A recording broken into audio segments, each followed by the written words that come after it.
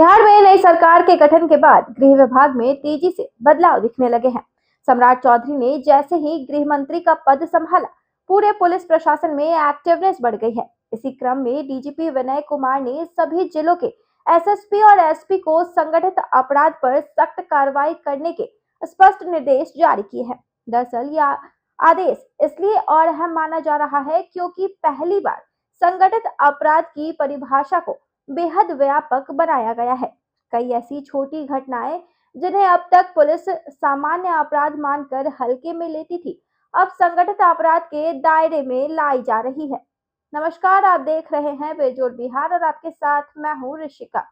जी हाँ, डीजीपी ने साफ कहा है कि संगठित अपराध सिर्फ बड़ी वारदातों या बड़े गिरोह का खेल नहीं है। कई बार छोटी घटनाएं ही आगे चलकर बड़े आपराधिक नेटवर्क की बुनियाद बन जाती है। इसलिए शुरुआत से ही हर ऐसी गतिविधियों पर कड़ी निगाह और ठोस कार्रवाई जरूरी है। इसी उद्देश्य से डीजीपी ने संगठित अपराध को दो श्रेणियों में बांटा है, संगठित अपराध और छोटे संगठित अपराध। जिलों के पुलिस प्रमुखों को नए आदेश के तुरंत लागू करने और हर संदिग्ध मामले को गंभीरता से देखने का निर्देश दिया गया है। वहीं आपको बता दें कि छोटे संगठित अपराध की परिभाषा भी पहली बार इतने विस्तार से तय की गई है। इस श्रेणी में चोरी, झपटमारी, चीटिंग, टिकटों की अवैध बिक्री, जुआ, ऑनलाइन छल, एटीएम तोड़कर चोरी, घर या दुकान से चोरी जैसे अपराधों को शामिल किया गया है। आदेश के अनुसार ऐसे छोटे अपराधों में शामिल लोग अक्सर किसी न किसी गिरोह से जुड़े होते हैं या आगे चलकर गैंग का हिस्सा बन जाते हैं। इसलिए चाहे अपराधी अकेला काम कर रहा हो या किसी ग्रुप के साथ, वह छोटे संगठित अपराध की श्रेणी में माना जाएगा।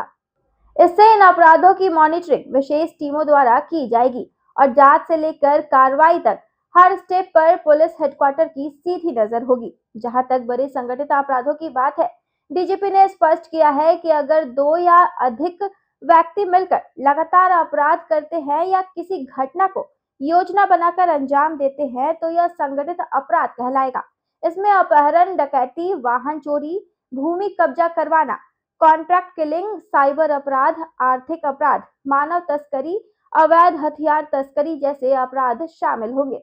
आर्थिक अपराधों में ऑनलाइन फ्रॉड, हवाला कारोबार, जाली नोट और फर्जी वित्तीय संस्था चलाकर ठगी करने वाले गिरोह भी शामिल है।